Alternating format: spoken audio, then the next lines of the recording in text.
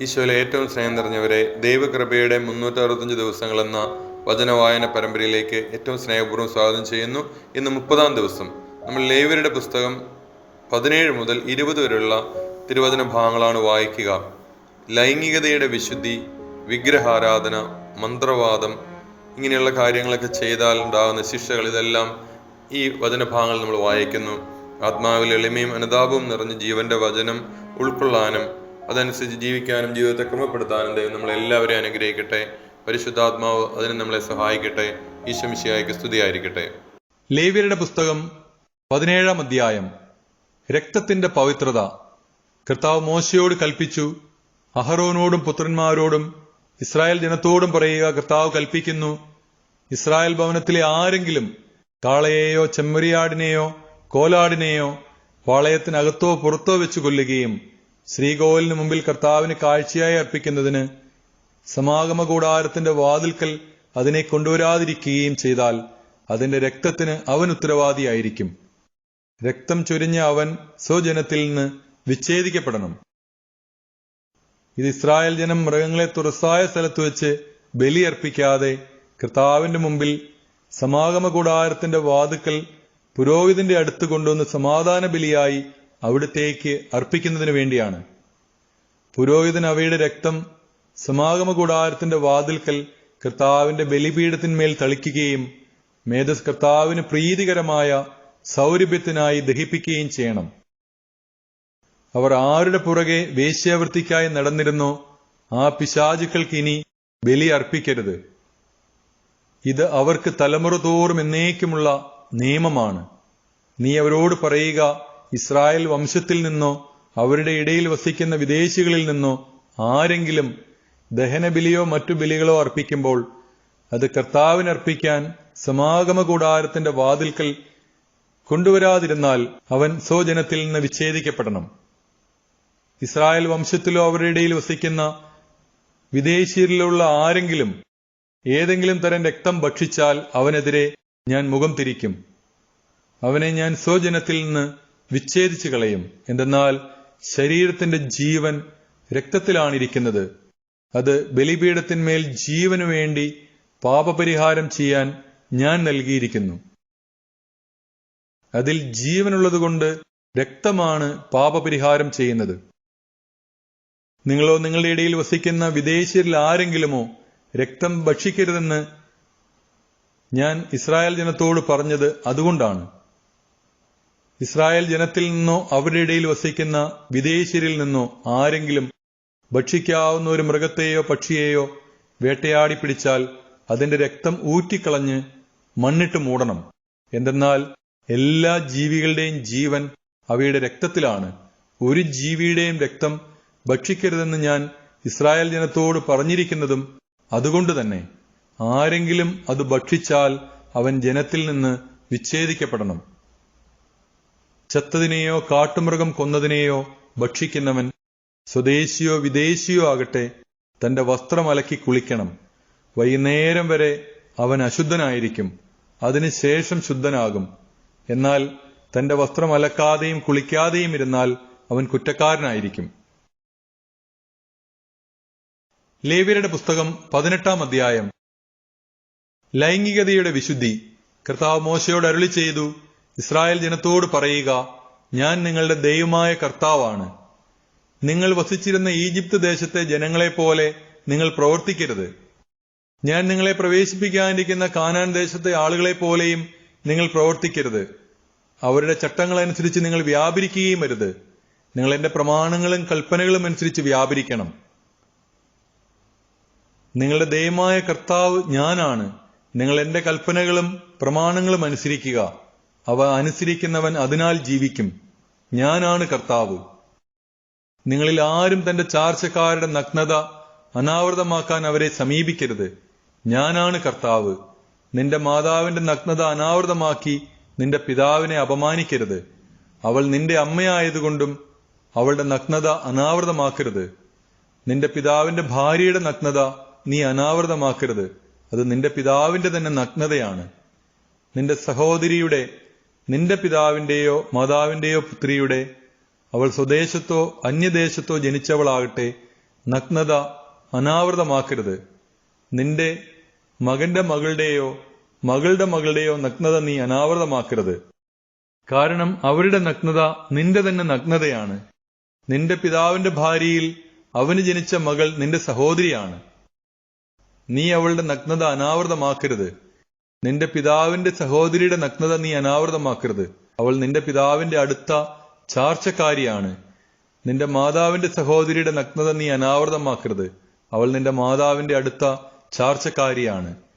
നിന്റെ പിതൃ സഹോദരനെ അവന്റെ ഭാര്യയുടെ നഗ്നത അനാവൃതമാക്കി അപമാനിക്കരുത്. അവൾ നിന്റെ ചാർച്ചക്കാരിയാണ്.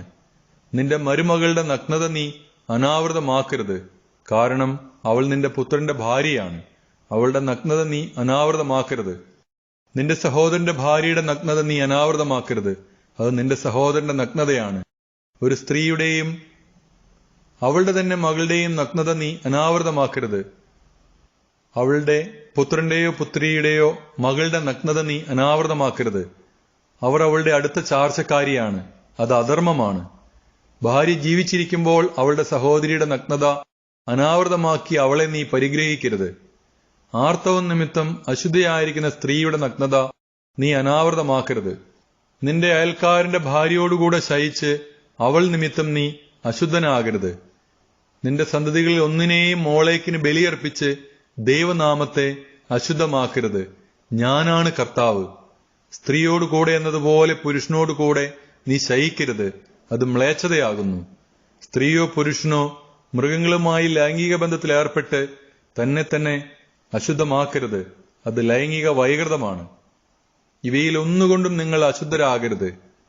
ഞാൻ നിങ്ങളുടെ മുൻപിൽ നിന്ന് അകറ്റിക്കളയുന്ന ജനതകൾ ഇവ മൂലം തങ്ങളെ തന്നെ അശുദ്ധരാക്കിയിരുന്നു. ആ ദേശവും അശുദ്ധമാക്കിയിരിക്കുന്നു. അതിന്റെ അകൃത്യത്തിന് ഞാൻ അതിനെ ശിക്ഷിക്കും. അത് അതിലെ നിവാസികളെ പുറന്തള്ളുകയും ചെയ്യും. നിങ്ങളും നിങ്ങളുടെ ഇടയിൽ വസിക്കുന്ന വിദേശീയരും എന്റെ കൽപ്പനകളും പ്രമാണങ്ങളും പാലിക്കുകയും ഇത്തരം മ്ലേച്ഛമായ പ്രവൃത്തികളിൽ ഏർപ്പെടാതിരിക്കുകയും വേണം. നിങ്ങൾക്ക് മുമ്പ് ഈ നാട്ടിൽ വസിച്ചിരുന്നവർ ഈ വിധം മ്ലേച്ഛതകൾ കൊണ്ട് നാടിനെ മലിനമാക്കി. ആകയാൽ ഈ ദേശം നിങ്ങൾക്ക് മുൻപുണ്ടായിരുന്നവരെ പുറന്തള്ളിയതുപോലെ അതിനെ അശുദ്ധമാക്കുക വഴി നിങ്ങളെയും പുറന്തള്ളാതിരിക്കാൻ സൂക്ഷിച്ചുകൊള്ളുവിൻ. നിങ്ങൾക്ക് മുമ്പ് നടമാടിയിരുന്ന ഈ മ്ലേച്ഛതകളിൽ വ്യാപരിച്ച് നിങ്ങളെ തന്നെ അശുദ്ധരാക്കരുത് എന്ന എന്റെ കൽപ്പന അനുസരിക്കുവിൻ. ഞാനാണ് നിങ്ങളുടെ ദൈവമായ കർത്താവ്. ലേവ്യരുടെ പുസ്തകം 19-ാം അധ്യായം. വിവിധ നിയമങ്ങൾ. കർത്താവ് മോശയോട് അരുളി ചെയ്തു, ഇസ്രായേൽ സമൂഹത്തോട് പറയുക, നിങ്ങൾ പരിശുദ്ധരായിരിക്കുവിൻ. എന്തെന്നാൽ നിങ്ങളുടെ ദൈവവും കർത്താവുമായ ഞാൻ പരിശുദ്ധനാണ്. മാതാവിനെയും പിതാവിനെയും ബഹുമാനിക്കുകയും എന്റെ സാബത്ത് ആചരിക്കുകയും വേണം. ഞാനാണ് നിങ്ങളുടെ ദൈവമായ കർത്താവ്. വിഗ്രഹങ്ങളെ ആരാധിക്കുകയോ ദേവന്മാരുടെ വിഗ്രഹങ്ങൾ വാർത്തെടുക്കുകയോ ചെയ്യരുത്. ഞാനാണ് നിങ്ങളുടെ ദൈവമായ കർത്താവ്. കർത്താവിന് സമാധാന ബലി അർപ്പിക്കുമ്പോൾ നിങ്ങൾ സ്വീകാര്യരാകത്തക്ക വിധം അർപ്പിക്കുക. അർപ്പിക്കുന്ന ദിവസവും അതിനടുത്ത ദിവസവും നിങ്ങൾ അത് ഭക്ഷിക്കണം. 3-ാം ദിവസത്തേക്ക് എന്തെങ്കിലും അവശേഷിക്കുന്നെങ്കിൽ അത് ദഹിപ്പിച്ചു കളയണം. 3-ാം ദിവസം അത് ഭക്ഷിക്കുന്നത് നിന്ദ്യമാണ്. അത് സ്വീകാര്യമാവുകയില്ല. അത് ഭക്ഷിക്കുന്നവൻ കുറ്റക്കാരനായിരിക്കും. എന്തെന്നാൽ അവൻ കർത്താവിന്റെ വിശുദ്ധ വസ്തു അശുദ്ധമാക്കി. അവൻ ജനത്തിൽ നിന്ന് വിച്ഛേദിക്കപ്പെടണം. നിങ്ങൾ ധാന്യം കൊയ്യുമ്പോൾ വയലിന്റെ അതിർത്തി തീർത്ത് കൊയ്തെടുക്കരുത്. കൊയ്ത്തിനു ശേഷം കാല പെറുക്കുകയും അരുത്. മുന്തിരിത്തോട്ടത്തിലെ ഫലങ്ങളും തീർത്തു പറിക്കരുത്. വീണുകിടക്കുന്ന പഴം പെറുക്കിയെടുക്കുകയും അരുത്. പാവങ്ങൾക്കും പരദേശികൾക്കുമായി അത് നീക്കിവയ്ക്കുക. ഞാനാകുന്നു നിങ്ങളുടെ ദൈവമായ കർത്താവ്. നിങ്ങൾ മോഷ്ടിക്കുകയോ വഞ്ചിക്കുകയോ പരസ്പരം വ്യാജം പറയുകയോ അരുത്. എന്റെ നാമത്തിൽ കള്ളസത്യം ചെയ്യരുത്. നിങ്ങളുടെ ദൈവത്തിന്റെ നാമം അശുദ്ധമാക്കുകയും അരുത്. ഞാനാണ് കർത്താവ്. നിങ്ങളുടെ അയൽക്കാരെ മർദ്ദിക്കുകയോ കൊള്ള അടിക്കുകയോ അരുത്. കൂലിക്കാരന് വേതനം നൽകാൻ പിറ്റേന്ന് രാവിലെ വരെ കാത്തിരിക്കരുത്. ചെകിടരെ ശപിക്കുകയോ കുരുടന്റെ വഴിയിൽ തടസ്സം വയ്ക്കുകയോ അരുത്. നിങ്ങളുടെ ദൈവത്തെ ഭയപ്പെടുക. ഞാനാണ് കർത്താവ്. അനീതിയായി വിധിക്കരുത്. ദരിദ്രനോട് ദാക്ഷിണ്യമോ ശക്തനോട് പ്രത്യേക പരിഗണനയോ കാണിക്കാതെ അയൽക്കാരെ നീതിപൂർവം വിധിക്കണം. ഏഷണി പറഞ്ഞു നടക്കുകയോ അയൽക്കാരന്റെ ജീവനെ അപകടത്തിലാക്കുകയോ അരുത്. ഞാനാണ് കർത്താവ്. സഹോദരനെ ഹൃദയം കൊണ്ട് വെറുക്കരുത്. അയൽക്കാരനെ ശാസിക്കണം, അല്ലെങ്കിൽ അവൻ മൂലം നീ തെറ്റുകാരനാകും. നിന്റെ ജനത്തോട് പകയോ പ്രതികാരമോ പാടില്ല. നിന്നെപ്പോലെ തന്നെ നിന്റെ അയൽക്കാരനെയും സ്നേഹിക്കുക. ഞാനാണ് കർത്താവ്. നിങ്ങൾ എന്റെ കൽപ്പനകൾ അനുസരിക്കുവിൻ. ഒരു മൃഗത്തെ മറ്റിനത്തിൽപ്പെട്ട മൃഗവുമായി ഇണ ചേർക്കരുത്. വയലിൽ വിത്തുകൾ കലർത്തി വിതയ്ക്കരുത്. ചണവും കമ്പിളിയും ചേർത്ത് നെയ്തെടുത്ത വസ്ത്രങ്ങൾ ധരിക്കുകയും അരുത്.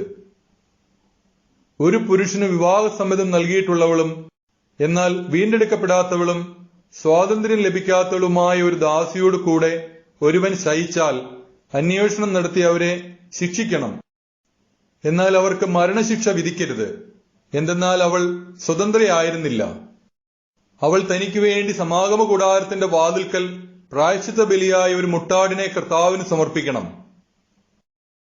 പുരോഹിതൻ പ്രായശ്ചിത്ത ബലിക്കുള്ള മൃഗത്തെ കർത്താവിന്റെ മുൻപിൽ സമർപ്പിച്ച് അവനു വേണ്ടി പാപപരിഹാരം ചെയ്യണം. അപ്പോൾ അവൻ ചെയ്ത പാപം ക്ഷമിക്കപ്പെടും.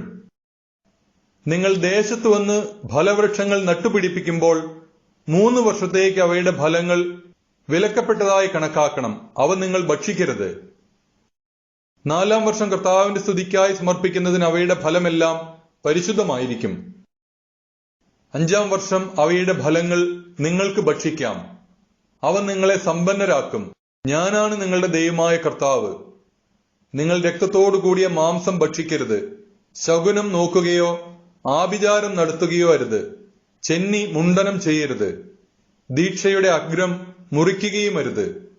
മരിച്ചവരെ പ്രതി നിങ്ങളുടെ ശരീരത്തിൽ മുറിവുണ്ടാക്കരുത്. ദേഹത്ത് പച്ച കുത്തരുത്. ഞാനാണ് കർത്താവ്. നിന്റെ പുത്രിയെ വേശ്യാവൃത്തിക്ക് ഏൽപ്പിക്കരുത്. അങ്ങനെ ചെയ്താൽ നാട് മുഴുവൻ വേശ്യാവൃത്തിയിൽ മുഴുകുകയും തിന്മ കൊണ്ട് നിറയുകയും ചെയ്യാനിടയാകും. നിങ്ങൾ എന്റെ സാബത്ത് ആചരിക്കുകയും വിശുദ്ധ സ്ഥലത്തെ ബഹുമാനിക്കുകയും ചെയ്യുവിൻ. ഞാനാണ് കർത്താവ്. നിങ്ങൾ മന്ത്രവാദികളെയും ശകുനക്കാരെയും സമീപിച്ച് അശുദ്ധരാകരുത്. ഞാനാണ് നിങ്ങളുടെ ദൈവമായ കർത്താവ്. പ്രായം ചെന്ന് നരച്ചവരുടെ മുൻപിൽ ആദരപൂർവ്വം എഴുന്നേൽക്കുകയും അവരെ ബഹുമാനിക്കുകയും വേണം. നിന്റെ ദൈവത്തെ ഭയപ്പെടുക. ഞാനാണ് കർത്താവ്. നിങ്ങളുടെ നാട്ടിൽ വന്ന് താമസിക്കുന്ന വിദേശിയെ ഉപദ്രവിക്കരുത്. നിങ്ങളുടെ ഇടയിൽ വസിക്കുന്ന വിദേശിയെ നിങ്ങൾ സ്വദേശിയെ പോലെ കണക്കാക്കണം. നിങ്ങളെപ്പോലെ തന്നെ അവനെയും സ്നേഹിക്കണം. കാരണം നിങ്ങൾ ഈജിപ്ത് ദേശത്ത് വിദേശികളായിരുന്നു. ഞാനാണ് നിങ്ങളുടെ ദൈവമായ കർത്താവ്.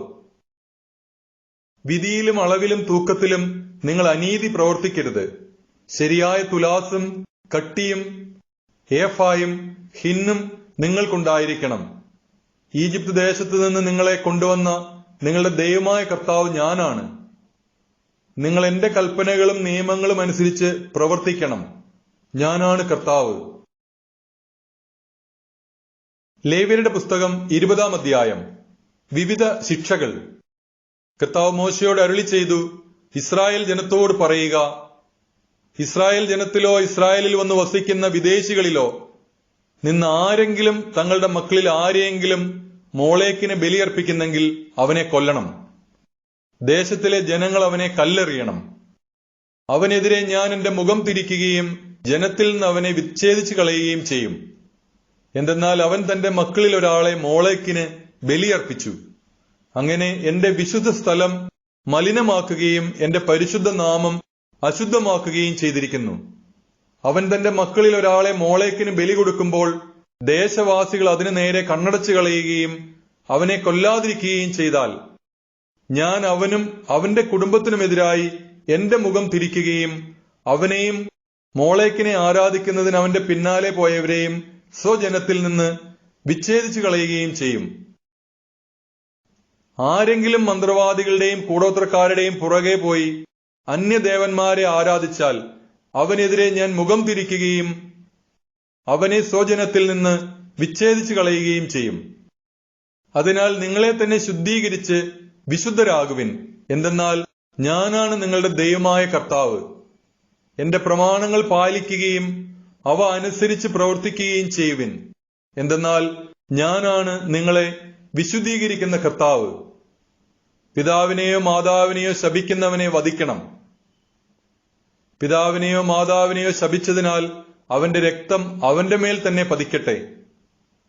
ഒരുവൻ അയൽക്കാരന്റെ ഭാര്യയുമായി വ്യഭിചാരം ചെയ്താൽ അവനും അവളും മരണശിക്ഷ അനുഭവിക്കണം.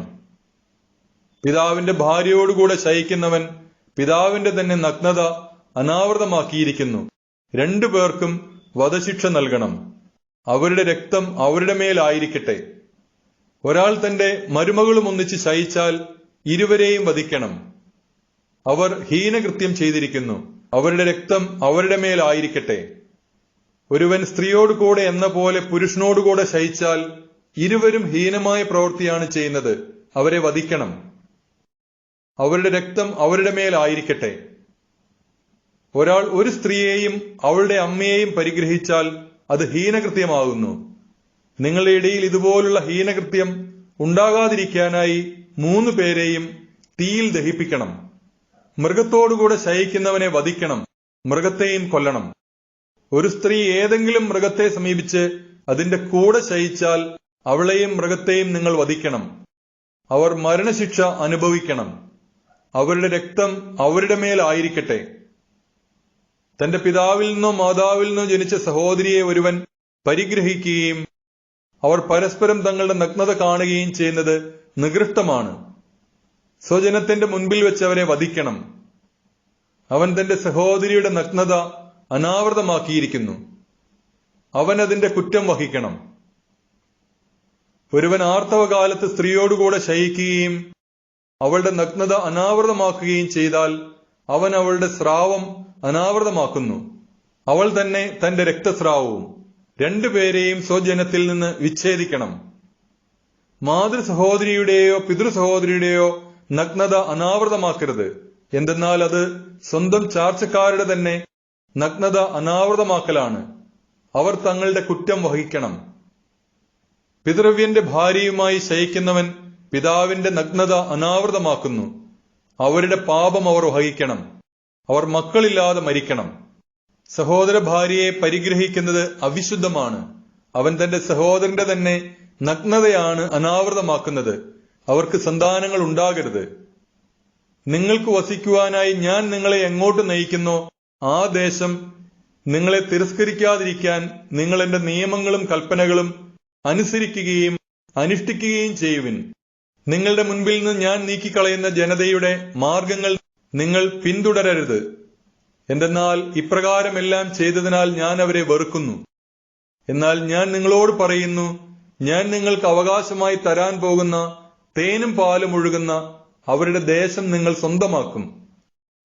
നിങ്ങളെ മറ്റു ജനതകളിൽ നിന്ന് വേർതിരിച്ച നിങ്ങളുടെ ദൈവമായ കർത്താവ് ഞാനാണ്. അതുകൊണ്ട് നിങ്ങൾ ശുദ്ധവും അശുദ്ധവുമായ മൃഗങ്ങളെയും ശുദ്ധവും അശുദ്ധവുമായ പക്ഷികളെയും വേർതിരിക്കണം. അശുദ്ധമെന്ന് ഞാൻ നിർണയിച്ചിരിക്കുന്ന പക്ഷികൾ, മൃഗങ്ങൾ, ഇഴജന്തുക്കൾ എന്നിവ കൊണ്ട് നിങ്ങൾ അശുദ്ധരാകരുത്. എന്റെ മുമ്പിൽ നിങ്ങൾ വിശുദ്ധരായിരിക്കുവിൻ. എന്തെന്നാൽ കർത്താവായ ഞാൻ പരിശുദ്ധനാണ്. നിങ്ങൾ എനിക്ക് സ്വന്തമാകേണ്ടതിന് ഞാൻ നിങ്ങളെ മറ്റു ജനങ്ങളിൽ നിന്ന് വേർതിരിച്ചിരിക്കുന്നു. മന്ത്രവാദികളോ കൂടോത്രക്കാരോ ആയ സ്ത്രീ പുരുഷന്മാർ മരണശിക്ഷ അനുഭവിക്കണം. അവരെ കല്ലെറിഞ്ഞ് കൊല്ലണം. അവരുടെ രക്തം അവരുടെ മേൽ പതിക്കട്ടെ.